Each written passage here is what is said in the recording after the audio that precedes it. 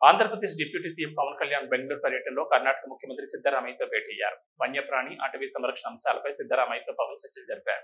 ప్రధానంగా ఎర్రచందనం అక్రమ రవాణా నివారణ తీసుకోవాల్సిన చర్యలపై చర్చించారు. అదేవిధంగా కర్ణాటక నుంచి 6 కుంకి ఏనుగులను ఏపీకి ఇవ్వాలని కోరారు.